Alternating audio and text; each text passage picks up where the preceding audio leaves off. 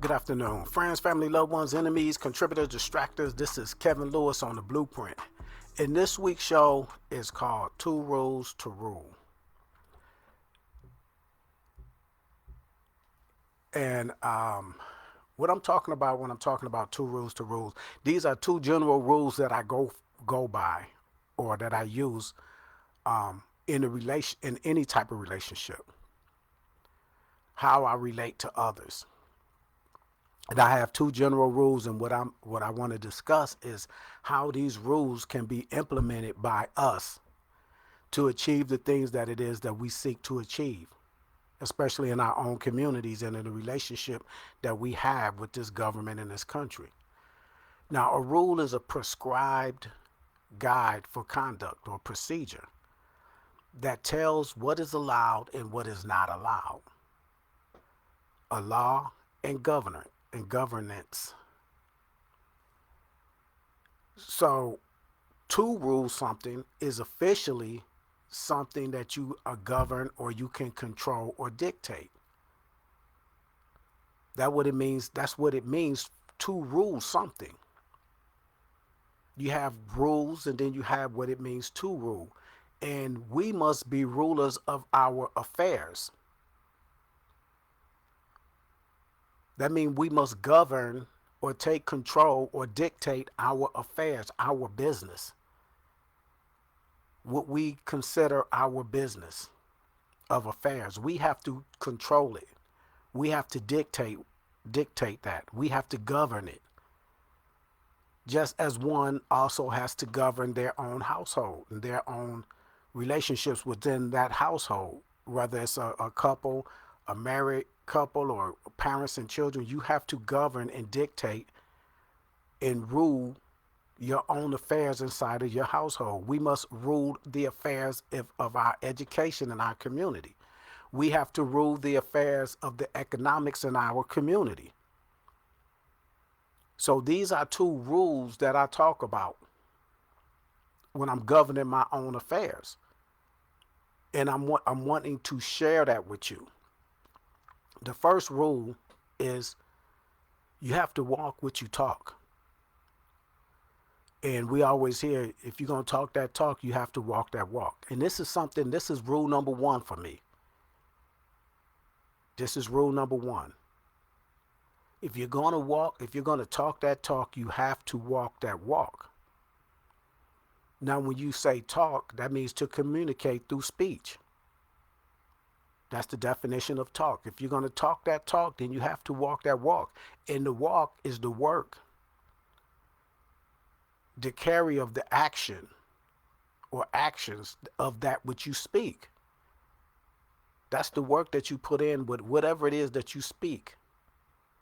You have to put a work behind it. And if it has to be a show and tell, then you can't have a show and tell if all you're doing is talking.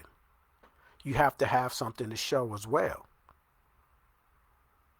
And when we're talking about communication, that's a minimum of two people. I'm not talking about when you're alone and you're talking like this, because no one hears that, and it doesn't matter. You're the only one that's hearing what you're saying. And you don't have to talk to communicate with yourself. Your thoughts are communicating with yourself. But when there's someone else present and they are within earshot of whatever it is that you're talking, you have to walk that walk. Or it could be intimate between two people or between millions of people. It could be within your group, and the whole world could be the receiver of the information that you're saying. Whoever hears what you're saying, that's witnessing what it is that you're talking about. And these are rules of engagement for relationships, period. Any type of relationship. It could be an intimate relationship, romance, a marriage. It could be a political relationship, a monetary relationship, authoritative relationship,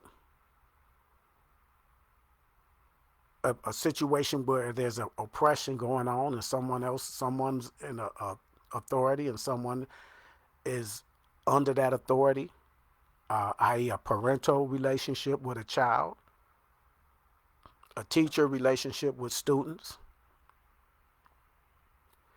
you have to walk the walk of what it is that you are talking to the individual on the opposite end to have that person's respect, to either gain respect or to keep respect.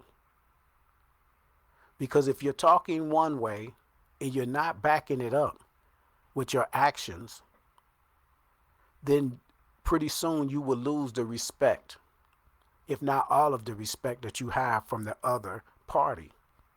And like I said, this is my rule: relationships. You see this whether it's a marriage or not, or just a relationship between a man and a woman, and one person keeps telling you how they feel about you, and you're gonna, appreciate that sentiment at first until you start recognizing that you're not seeing the action behind those words. And a person could be saying, I love you, I care about you, I respect you, and all these things like this, but their actions are not proving or backing up their words. And pretty soon, those words are going to mean nothing to you or very little to you. And if that person is doing the opposite of what they're saying, their actions don't match their words, then they're going to lose ground with you. And they should. And you're going to see after a while that this person just be talking. I don't care about what they say. That means you have lost respect for their words. And anyone whose word is not bond, that means that they have no respect. And people lose respect for them when they realize that. They lose ground. You have no ground to stand on. Because what you're standing on is not what you're saying. Where you're walking is not what it is that you're talking or what you're trying to relay. If your actions don't match, then what difference does it make what you say? Now, last week, the conversation that I had, I'm sorry I didn't go live. I thought I was live, but it was private for some reason.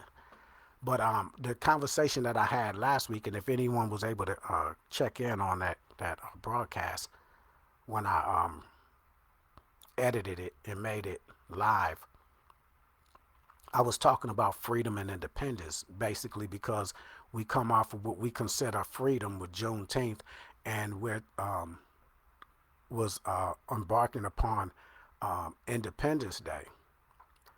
And the definition that I talk about with freedom is the ability to act without constraints or external coercion. That's what freedom was, and that's what I was talking about last week. Did we actually have our freedom on Juneteenth? And I submitted that I don't think we actually did, I don't think we actually do, because we did not lack the constraints. There was external constraints from our oppressors, who became oppressors. The slave owners became and continued to oppress us after the emancipation. So we never really gained our freedom. And Independence Day, and I was telling people this is what we should look at. We were in between independence and freedom last weekend, coming off of Juneteenth, a week away from this weekend's 4th of July. We should learn from independence. And a lot of people were sending me Frederick Douglass's speech, and I think that's something that happens around this time of year for black people, what Frederick Douglass said about black people. That's fine. But what does that mean to you? Now, that doesn't mean, to me, you should have just ignored Independence Day altogether. I'm not saying celebrate it, but learn from it. Independence, because that actually was an independence. When you see someone break away from authority, when they break away from what they felt was oppression, whether it was oppression or not, what they feel, and they actually became independent, This is something that we should look at and strive for as a people in a community. We should look for independence to get our freedom because we actually never had freedom. Freedom is the absence of obstacles. And independence is the capacity for self reliance. We are not self reliant, so we have no independence. It was a time that we had independence when we had Black Wall Streets and we had these different towns that we were um, the main providers for ourselves. Now, we were not able to defend that independence, but we still had independence. When we wanted to employ ourselves or we wanted something, we were able to go to someone that looked like us to get it. We had our own stores, our own shops, our own repair shops. We had our own movie theaters, if you're talking about, or taxi services, or airplanes, airports, whatever it was that we had in Black Wall Street. That was for us by us, not relying on someone else to get what we needed. And since they came and burnt that down, we lost our independence. We became redepending on our oppressors. And this is something I thought we should look at when we talk about independence. Not just should I celebrate it, no, but what should I look at it and learn something from it? What should I get out of Juneteenth? If we already think we have our freedom, then what is it that we're going to fight for? If we're already free and we think that we are absent of obstacles from an exterior, external entity. And to me, I submitted that we can't have freedom if we don't have independence. I think they go hand in hand because that freedom that someone else can grant you, if you're free to do what you want to do, what you should want to do is have independence. This is what America or the colonies got from England. They got their independence. They went to war. They fought for their independence. This is something we have to look at. What does it mean to have freedom and what does it mean to have independence? And ask ourselves, do we have either? Do we have both? Or do we have neither? That was the discussion last week. So now we are talking about a relationship that we have. Like I said, when you talk the talk, you must walk the walk. But who are you talking to? This is amongst each other, yes, and also amongst our oppressors, if we want to call ourselves in an oppressive state, or those that we have to deal with, the relationship that we have to deal with others that don't look like us. Whatever it is that we talk, we must walk that walk. And this is maybe we don't do that. This is why we don't have the respect of those that don't look like us, even if they are not our oppressors. When those that don't look like us come to our neighborhood, they don't respect us. They open stores and shops in our neighborhood. They don't respect us. And you have to ask yourself why. We could complain about them not doing it, but what good is complaining if there's no work behind your complaint? If you're not going to do anything about the complaint that you're putting in. So Malcolm X, he said something about freedom. And what Malcolm X said, freedom demands absolute commitment and sacrifice. And he said, if you're not willing to die for freedom, then put that word out of your vocabulary. Freedom is something that is worth dying for. If you're sitting up there crying about you want freedom and you want justice and you want equality, but you're talking about freedom, if you have freedom, you don't have you're going to be your own justice. You're going to have the equality.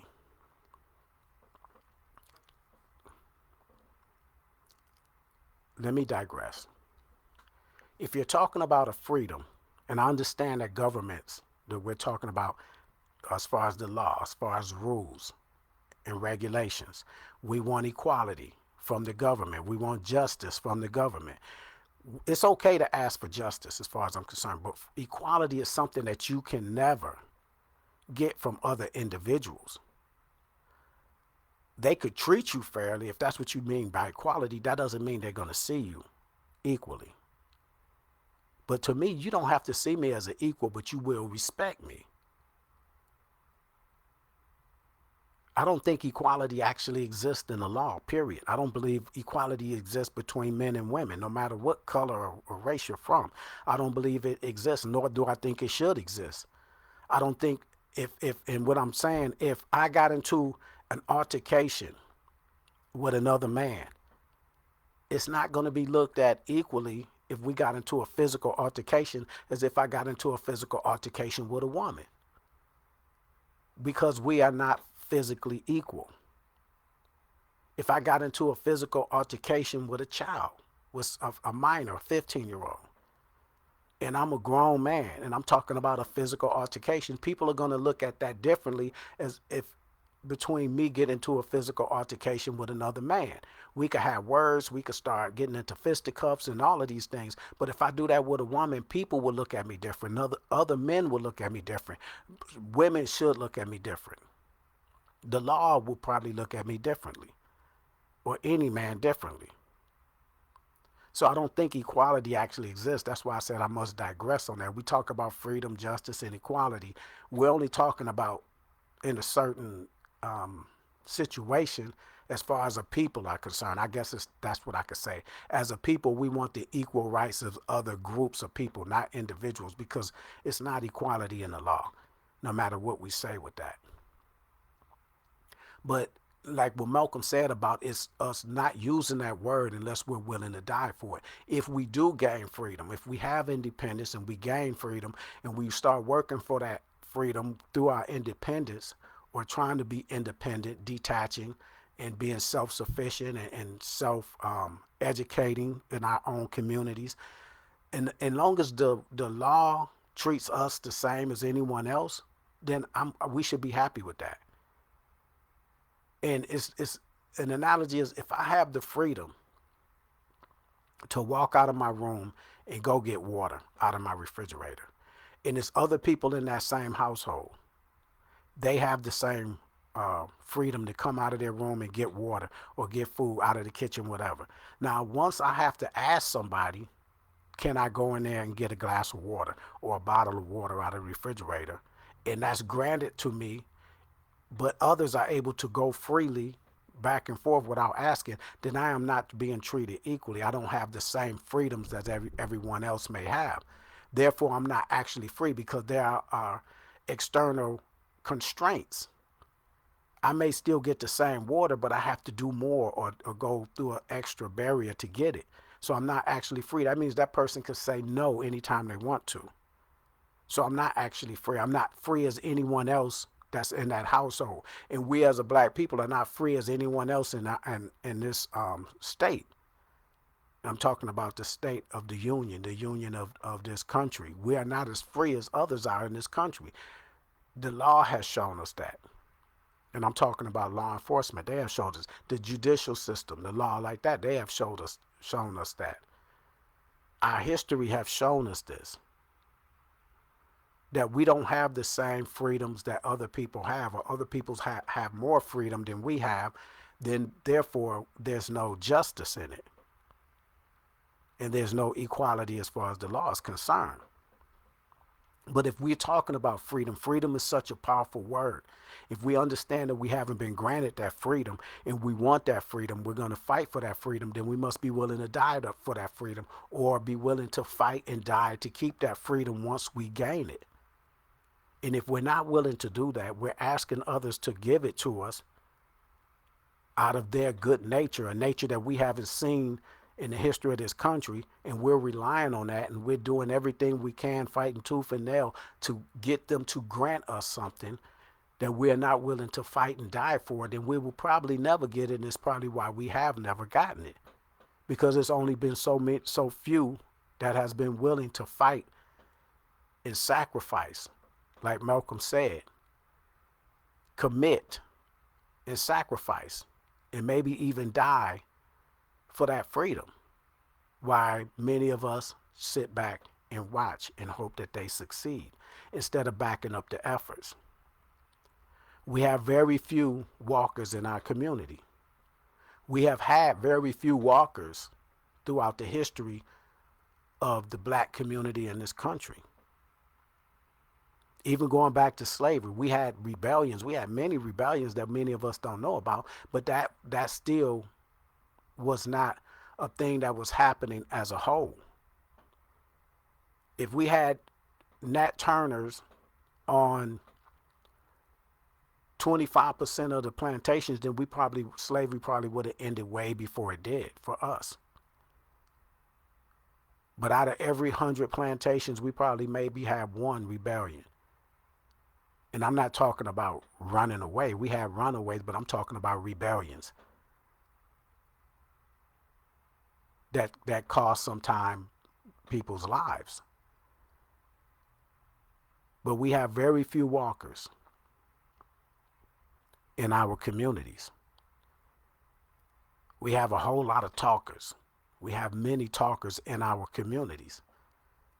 And this is what I think that is what the problem is, or what the problem has been for so very long in our community. And this is with everything, with anything. You could put these rules on anything. Many people talk the talk, but they don't walk the walk. And actually, if you look at that, it's not just looking at us. You look at those that oppose us, our oppressors. They talk the talk, but they don't walk the walk. Especially when it's time for elections. They will talk the talk. But when it's time to walk the walk, they renege. And we seem to accept that because we keep going back and doing the same thing again, or wanting or thinking that this is our way of resolutions to our problems, to our issues in this country. To run back to the booths, and that's fine. Run back to the booths, but don't believe in that, because the history of us going out to elect whomever it is we want to elect, and when we elected whom we wanted, things have gotten better, but that's not our path to liberation. And this is what I'm talking about. We have to understand a path to liberation is not the same, or it hasn't been granted and will not be granted to us by this government. That seems to be a total opposition to what this government stands for. This government stands for racism. She's shown us that. And we have to come to that realization, because she doesn't walk the walk that she talks. And we don't. We have people that talk about black power, but what does that entail? You know, people say black power. What does that entail? Now, some people that will go to bat for black power, that mindset. And that's great. But it'll be others that will say black power. They want to have a little pendant or something that says black power. But define black power to me, and what it would take to have black power, and show me if you're walking the walk to get what you're saying when you're talking about black power. People talk about freedom, justice, and equality. What does it take for us to gain freedom? Define freedom in your mindset. If you're talking about we want freedom, we want justice, we want equality, tell me what that entails. Then tell me what you're doing to get it, instead of chanting it. When people tell me they're pro-black, tell me what does that mean? And tell me if we as a community, if you're pro-black and you're looking at the condition of our communities, you can't be happy. You can't even be satisfied. Because how can you be pro-black without a desire for black power? You can't be pro-black and satisfied or content with us being second-class citizens, or being treated the way we're treated in our communities by outsiders coming in our communities. You should be putting in the work if you're going to say those words. If you're going to talk about black power, and tell me, does black power exist? Power from whom? What type of power? And tell me, how do you plan to get that? Or how do you get the multitude to fall in line for us to get that? What kind of programs are we having to make this happen? And I'm not saying do this, do a little of this, knowing that it's not going to work, and that makes you feel good. I'm saying if you want black power, You have to have black schools. You have to have black financial institutions to loan us money without higher interest rates and whatever. You have to be willing to have black go out and buy black products on the norm or seeking to let us know, at least educate us. We need more than just people talking that talk. Some years back, I used to be a protester. I say that. I used to be a protester. And I say I used to because I don't really do protesting anymore. But when I used to do these protests, and this was at the height of the Trayvon thing, the Tamir Rice thing, and even maybe some of the Sandra Bland thing was starting to be there. And I think around that time I was kind of straying away from the protesting thing. We used to march with signs and we used to talk about no justice, no peace. And I'm thinking then we would finish marching and shouting and chanting and having these signs, and people would honk their horns, and some people will, shoot you the bird, and, whatever would happen. The news would come out there sometime. But then it's like, okay, it's over with. Let's go back home. Then we start doing those peaceful time things again. Or I'm going home to watch the game. What time the game come on? We're doing everything. Oh, I'm about to run to the store. Do you need anything? Doing everything that we were doing before we started marching. Doing everything we were doing before Trayvon was murdered and justice wasn't served. Doing everything we were doing before Tamir Rice was murdered and no justice was being served. Mike Brown.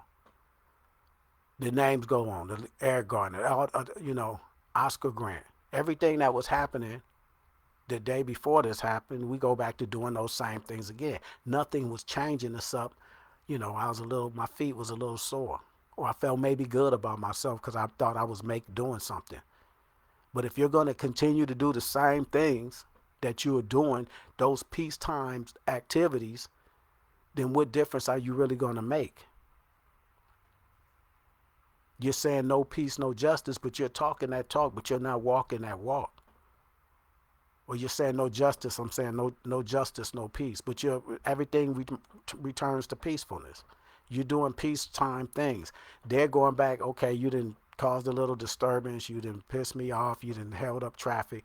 Now, okay, y'all could go back to doing, your regular scheduled programming. And this is what I got perturbed at. The strategies. This is what I got perturbed with. The leadership in these movements. We had all these people together and we didn't have any food for them. We got all us together, we did this march, and at the end of the rally, there was no competent leadership to give us a speech like a Martin Malcolm, a Medgar, or anyone like that.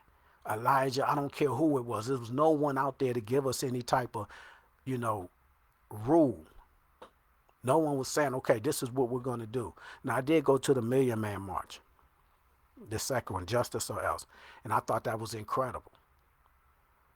And I heard the speech from Louis Farrakhan, and I heard his or else, and he told us, well, this is what we're going to do. This is how we're going to attack the situation.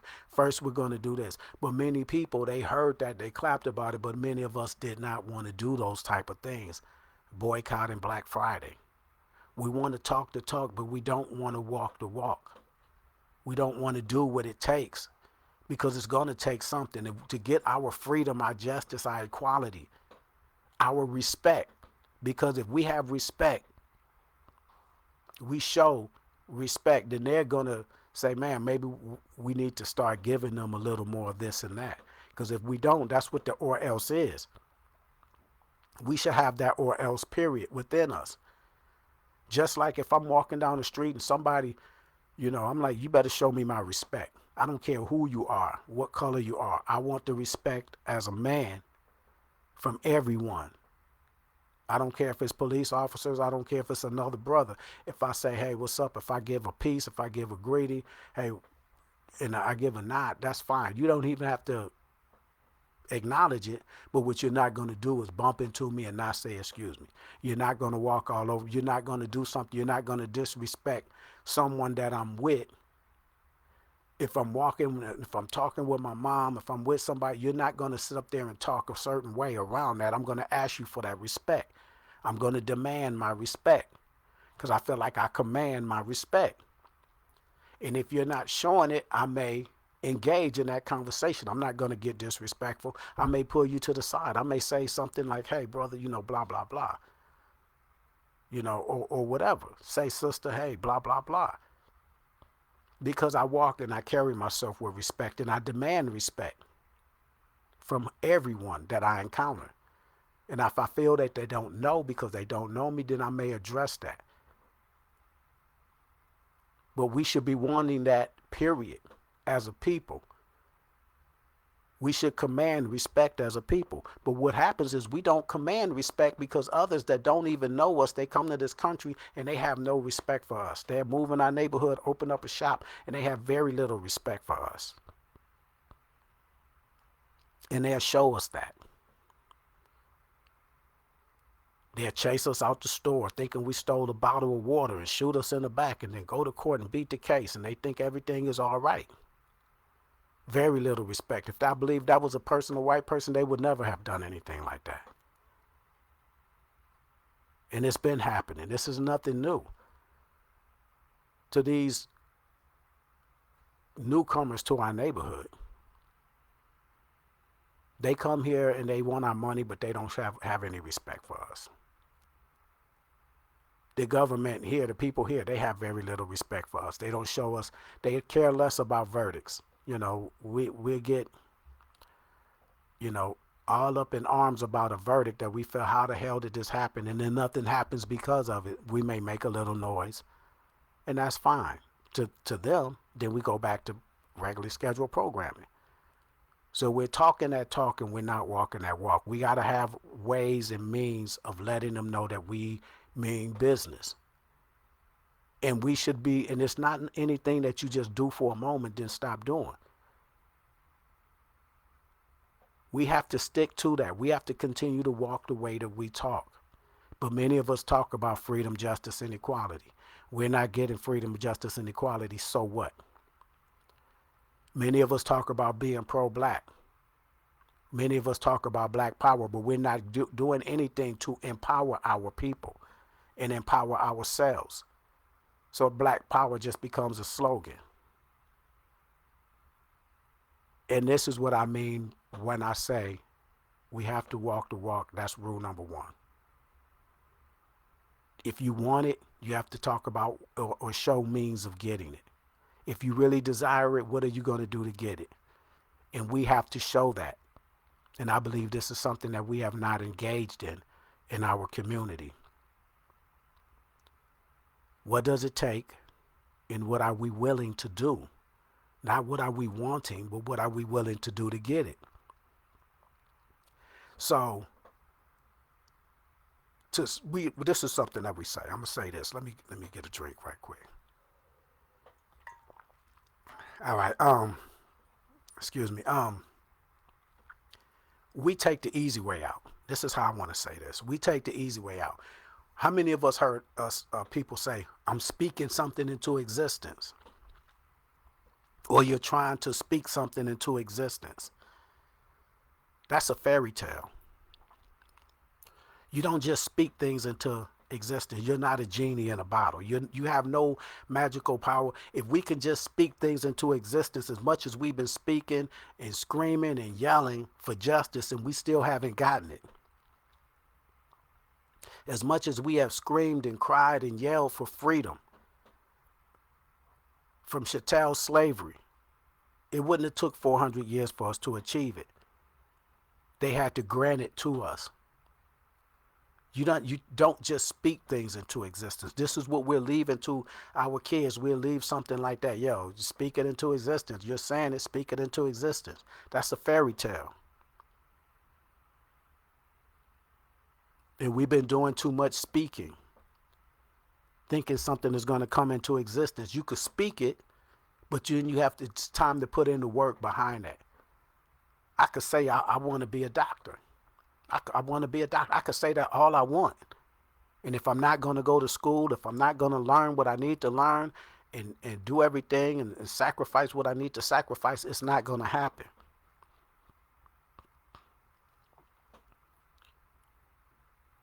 We have to do what it takes to get what needs to be done. We have to put in the work. That's the rule number one. Talking the talk, you got to walk the walk. Start putting people on Front Street for that. And it doesn't have to be something, in a derogatory way. If somebody talk about, man, we got to start educating our own. Well, how do you think we should do that? Put some work in. I don't care what you could say it, and you're right. We should. We got to make them stop killing us. Okay, how do you plan to do that? What do you think we should do? Not that you're going to do it yourself, but I'm saying, what do you think we should do? What do you think we're not doing? Oh, we're not making them pay. How do you think we should make them put some work into it? It's work coming up with a plan. You got a goal without a plan, and that becomes just a dream or a wish. What do you think we need to do? Some of these organizations that's all pro-black, Afrocentric, and all these things like this, then what is it that we're doing? What is it that you're doing? Then maybe I could help. Or maybe you could do your thing and I could do my thing and we could have that type of conversation. But how do we get, you're doing your thing, you're doing your thing, I'm doing my thing, but how do we get more people involved? I've said at meetings, one of the most important things that I asked the people that was given these type of, whether it was education, schooling, changing what's happening, we have people there that's great, giving great information and input. But okay, then how do we disseminate that information to those that need to hear it? We're in a room, 20 people, 30 people, 40 people, organizations, all these things. But okay, we're not the ones, and people talking about, well, I homeschooled, I did this, or I opened our business, I did that, or I have this going on and I did that. Okay, we are individuals that's doing something positive, but that's not moving the needle. How do we move the needle? How do we get those out there in our community to come and hear what we're saying or listen or get them to engage in your program, this program, my program, or whatever? We have to move past just saying, I started this, I did this little organization, or I have this little back to school thing and we're satisfied with this. You got a back to school book giveaway, backpack giveaway, supply giveaway, and you're sending them to the school to get their brainwashed. How do we change those things? That's putting in the work. That's what I'm talking about. All of us that talk all this positive stuff, how do we put in the work? What are we going to do more? How do we move the needle better? How do we get more people to come to this location? How do we get more people to see these type of plays, to engage in these type of conversations? What do we do? How do we do it? And maybe the people that's coming up with these functions or these organizations, maybe that's not their thing. Maybe we need some other people to promote or to those that can gather. One thing, like I said, when I used to do the protest, we had people that could get people together to rally. And maybe we needed to get with them and say, hey, man, I want to talk after your rally. I think you should get so-and-so to talk after your rally. Maybe we should talk about boycotts. See if that could make a difference. Well, it is something that we need to do as a community. We talk about our education as something that we need to do and not just talk, because a lot of times we get together and talk, and I hear people say this, hey man, we're going to have this type of group meeting with the men, boys to men or whatever, turning our young men into better adults, and we have these a couple of get-togethers, and I heard brothers say, man, I did this before. It didn't work. It's just like me saying I protested before. It's not working. We have to do something else. Which brings me to rule number 2.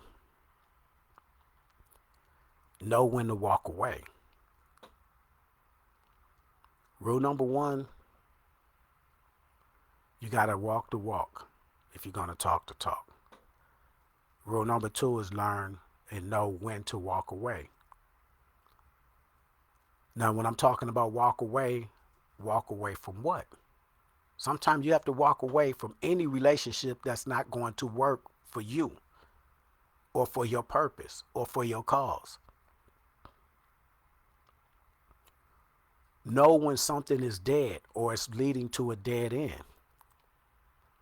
Know when something is beyond your means to repair. Now, in the relationships I may be talking about, you could plug that in however you want. Our relationship with the Democratic Party, sometimes you got to know when to walk away. Our relationship with the American dream, we got to learn when to walk away.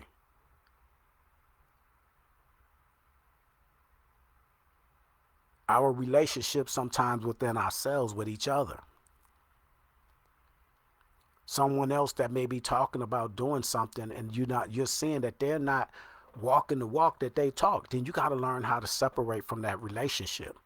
We all have relationships in our community. This is where we commune. This is where we supposed to have some type of unity. But sometimes it's okay for you to do your thing and me to do my thing. But if you're getting in my way, if you're talking against me, if you're talking against my efforts, instead of focusing on what you're doing, I got to learn when that relationship, me having anything to do with you, is not going to get me to where I'm seeking to get to. That cohesion is not there. And we have a lot of that in our community. You talk about other people's belief systems. You want to be, and it's okay. If it's somebody that believes that the earth is flat, what do I care? What do I care? I'm just throwing that out. What do I care? If this group believe that the world is flat, if this group believe that they could speak to their ancestors and I don't, what difference do that make?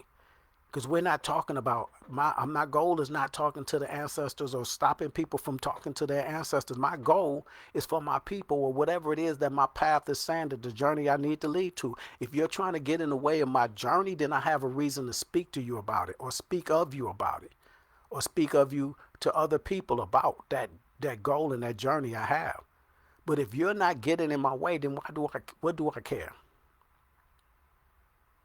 But we want to fight and bicker and do all these things like this about our belief systems and who God is or whoever God is not. And this is something that's we are in these relationships, and then what end up happening, we could get together in cohesion and start something, a school, but then once you start to doing all that bickering, everything's going to fall apart. So everything that we built up, it's going to fall apart anyway. So you got to learn when to walk away and walk another way. I'm not saying give up.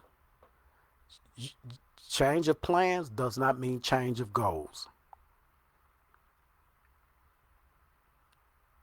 When a relationship is not working, and we have to understand that the relationship that the black people in this country have with the white uh, authoritative government, and not just the government, because the government is giving these individuals all kind of authority, or they think they have some type of authority, and we steady trying to merge with them and think that we can become American citizens the way that they are American citizens. You could say I am an American citizen, but my American citizenship does not value what yours have. Then I got to see a way that, you know what, this is not working for me. And if it's not working for me, then I got to learn to walk away from that mindset, from that desire. Because me singing the national anthem and showing patriotism and fighting in their wars and doing everything that they want me to do, going to their ballots and waving this flag on the 4th of July, if that's all that entails and it's not working,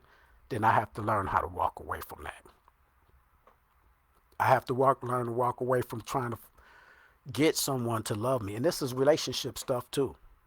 This is intimate relationships things too. This is covers all of that. Whatever type of relationship I'm talking about. When that person does not respect you, you should not be fighting to gain their respect. If y'all have a relationship, we should not be fighting to gain the respect of America, as black America. We should not have to be saying, well, we fought in these wars and we fought in the Civil War and we did this for this country. And they already should know what we've done. They should already know what we've been through. So I shouldn't have to be trying to show and tell you what I've done, because you should already know that. If you respect who I am, if you respect this country, then you know what this country has been through and who's been through it with this country. I don't care about someone talking about Crispus Attucks and all this stuff, like the first man to die for the revolutionary, or the not the the Revolutionary War, or whatever. They don't care. They've shown us that they don't care. After he died, they shown us right away he don't care. I saw something on social media, and it's a white revolutionary soldier and a black revolutionary soldier next to him. And the white soldier is saying, I don't care what you dying for, what you fighting for. When we get back, things are going to be the same. You are not my equal. It's a book by Carol Anderson called The Second. I implore people to check that book out. She's talking about the Second Amendment, but how this country has fought for centuries to not let black people have guns, and how this fight has been going on in Congress, in the White House, for decades, for over a century, from war to war, and the soldiers coming back and them wanting not to give the soldiers or let soldiers bear arms and all this. This is a great book that I implore people to read about. She talks about Black Panther Party, Huey Newton, and all these the gun thing that they went through, to being able to carry arms just like regular citizens. What these presidents have said about black people having guns, and the fear that this nation has with black people having guns, and showing that these laws are not meant for us, and how stand your ground is not meant for us. It's meant for them to stand their ground against us, and it's not reciprocated. And these are things that we're seeing coming into fruition today, and the judgments that we're seeing, because these laws are not meant for us. But we have to learn and know when to walk away from dreams that some of our leaders have had. We have to look at different ways and different methods of trying to get the things that we're trying to get done. By any means necessary doesn't mean by every means necessary. Some of the means that we may think is necessary has no necessity or has no impact at all. And we have to know when to switch up the means that we are willing to take to get what it is that we want to get done. We have to know how to change plans. And we have to come to grips with this amongst ourselves. These are conversations that we need to be having during whatever time that we convene as a family, as a community, or whatever kind of place, organizations that we need to have. We need to understand. People will get together and they will try to register you to vote. That's fine. That's beautiful. That's a way to get whatever it is that you want to get done in something that's not going to get us what we want, what we need. That's not going to get us independence. They definitely want to depend on us for our labor, whether we're incarcerated in prison, getting cheap labor for some of these corporations, for these private industries, whatever. They still want our labor. They just can't get it the way they used to. They still want it. You best believe that. And if they have no use for you, then they care less if you're rotting in a jail cell, if you're getting gunned down by police, because you're not that important to them and their goals. You have to understand that. You have to know when to walk away from an idea that we have been ingratiated with in the public school system. If you really love me, then you have to show me that you got love for me. If you feel like I'm really an American citizen, you have to show me. You have to walk that walk with me. Don't talk that talk to me. Don't tell me that all men are created equal and they're not walking that walk. And you're walking over here going to a lynching over a loaf of bread or whatever, or you're shooting into an automobile for some diapers and stuff, killing a 1-year-old infant. And then I should see America react the way that I am reacting in my community. It should not just be the black community that's up in arms and saying what's happening, and somebody else that looks like me, that's not looking like the oppressor, sitting up there with they twiddling their thumbs.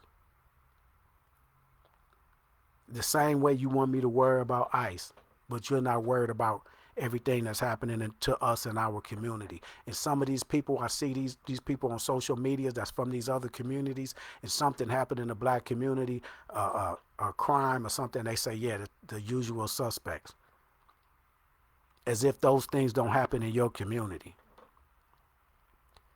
But then we want to run to everything that happens and, oh, this shouldn't happen with ICE. They shouldn't be putting people in cages. Well, you know what, damn it, I don't see y'all tears flowing for us either. Then if you got something else to worry about or you want to put me down, or if you're in my community with your store in my community and you're not worried about what's happening to us in our community, then why the hell are we patronizing you in our community? You're nothing but a bloodsucker to our community. You care nothing about our community. You have immigrants coming to America, wanting to be American, wanting to wave a flag so they could get their citizenship, and talking about we, when something happened, or this is when we got our 250th birthday or our independence, and you have your people only been here one generation or whatnot, or when they was here, they wasn't treated, they was kicked to the curb, but you're talking all this we stuff. But you want to come to our neighborhood and our communities and there's no we stuff. You want to treat us differently until you're able to get enough money from us that you can move on the other side of town with people that you feel more comfortable with, that you don't look down on, that you'll have your hand cuffed saying yes sir to, yes ma'am to. And they could yell at you and ask for your card and tell you call you out, and you just submitting to that. But over here in our neighborhood, you're blood sucking and then you're looking down on us. That type of thing has got to stop, and we have to have those type of communications amongst ourselves. Don't sit up and complain about people shooting us in the back or how they treating us in beauty supply stores and doing all these things like that. They're not really part of our community, because if they was, then you would see it. And we have to see who's who and what's what going on in our communities. And if that relationship is not good for our community, we have to know when to walk away and stop patronizing these places that don't shed a tear for us when things are happening, that don't march with us when things are happening in our community. All they concerned about is when you opening your wallet, buying their products, and you better not steal nothing. Your kids better not steal nothing. That type of attitude. So we have to have a change of plans, but not a change of goals. We have to look at everything that's happening to us. And some of these organizations that should be the in the forefront of our community, that's talking about doing all these things, that's talking about all this black power, Afrocentricity, and pro-blackness and things like this, then show me your black bank card or something. Do something. I want to see that when people talk to me like that. And I will ask that question. And then, you know what? You should do the same thing to me. And I have no problem with you saying, well, what is it that you do? And you know what? I might not do that. I don't have my own school, but this is what I do. I might not have the capacity to do what you, but I support what you do. My brother John, when I met him, I do the John Kev show with him.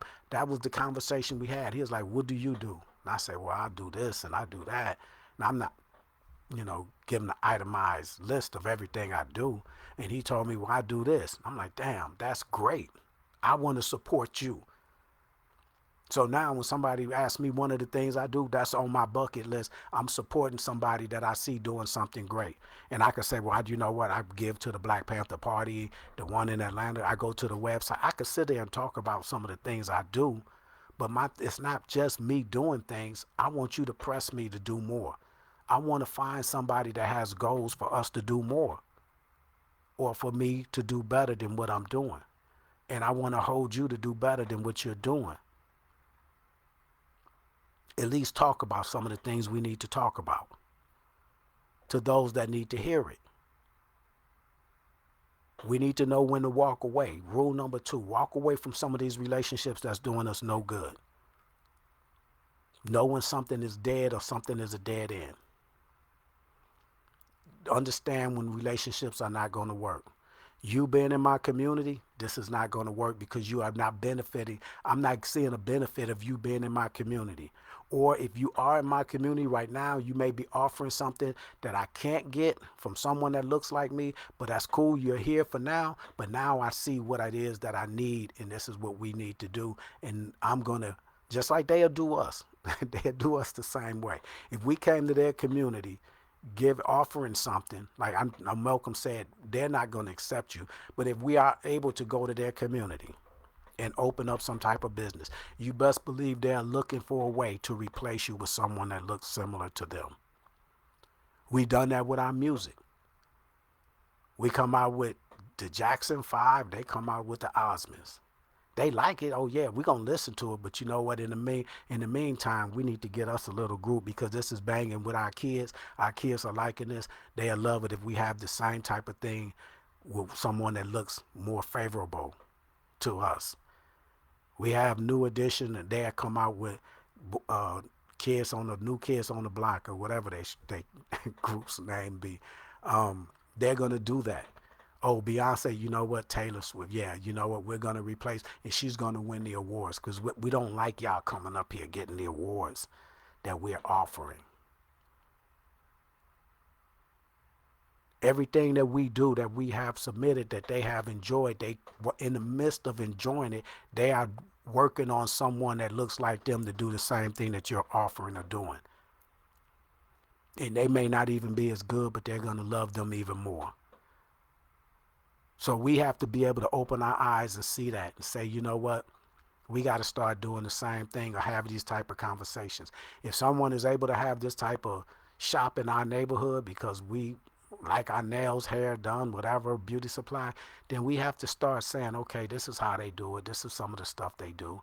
We can tolerate that, but you know what? This is something that we need because they're in our community and they don't look like us.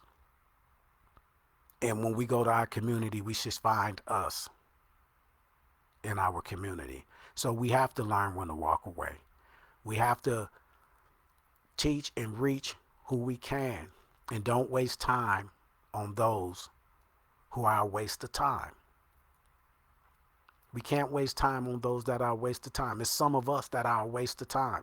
If I got to sit there and explain to you everything that's happening in the black community, why we need to be doing something, I'm wasting my time. If you can't see that, then I'm wasting my time. Where have you been? If I got to talk to my coworkers that don't look like me, I'm starting to not even have those type of conversations because if you can't see what it is I'm talking about, then it's a waste of time. You got your eyes closed.